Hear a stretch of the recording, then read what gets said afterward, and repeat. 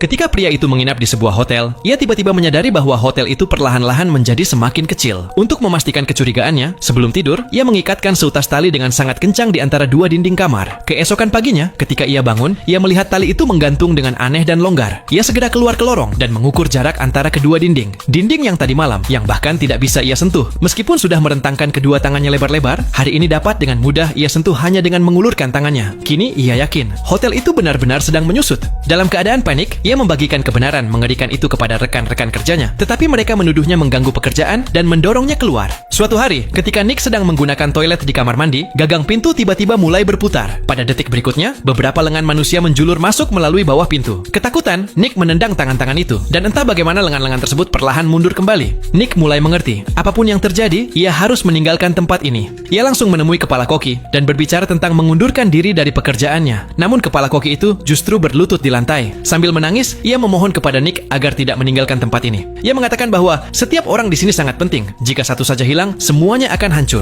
Melihat kepala koki sangat tulus seperti itu, dengan berat hati Nick menarik kembali pengunduran dirinya. Kemudian, dengan menggunakan ingatannya, ia membuat peta hotel tersebut. Ia berharap dapat menemukan jalan keluar. Namun bahkan setelah berhari-hari mencoba, ia tidak menemukan satupun jalan, karena hotel itu semakin kecil setiap harinya. Suatu malam, seperti biasa, Nick sedang mencari jalan di lorong. Lalu, ia melihat sesuatu yang aneh bergerak di balik dinding. Tanpa berpikir panjang, ia merobek wallpaper itu. Di dalamnya, ia melihat makhluk-makhluk yang saling melilit seperti tentakel. Dengan tubuh gemetar karena takut, ia menyentuhnya dengan pelan. Pada saat yang sama, seluruh hotel mulai bergetar dengan hebat. Ketakutan, Nick berlari kembali ke kamarnya. Lalu, di atas kepalanya, lampu gantung mulai berputar dengan cara yang aneh. Sebelum Nick sempat memahami apapun, lampu gantung itu jatuh lurus menghantam ke bawah. Dan dari tempat itu, muncul dua wanita tua dari sebuah lubang. Melalui isyarat, mereka memberitahu Nick bahwa jalan keluar ada di dalam kamarnya. Tanpa pilihan lain, Nick mengikuti kata-kata mereka dan mulai mencari jalan di dalam kamar. Begitu ia menggeser lemari pakaian ke samping, apa yang ia lihat jauh lebih aneh daripada yang pernah ia bayangkan. Ia benar-benar menemukan sebuah jalan, tetapi jalan itu tampak seperti tubuh panjang dari makhluk hidup. Untuk keluar, Nick menahan rasa takutnya dan merangkak masuk ke dalam lorong tersebut. Di ujung jalan, ia melihat sebuah bola raksasa yang dipenuhi cahaya. Di dalamnya terlihat seekor gurita kecil yang sedang bergerak. Hal anehnya, Nick tidak merasa takut. Sebaliknya, dengan penuh hormat, ia perlahan mengulurkan tangannya ke depan. Saat ia menyentuh gurita itu, ia merasakan penderitaannya. Ia pun mengerti, gurita ini telah terperangkap dalam kutukan ini selama bertahun-tahun. Untuk membebaskannya, Nick menggunakan seluruh kekuatannya untuk mendorong bola bercahaya itu keluar dari lorong. Dan pada saat ia keluar, ia mendapati dirinya langsung berada di laut dalam.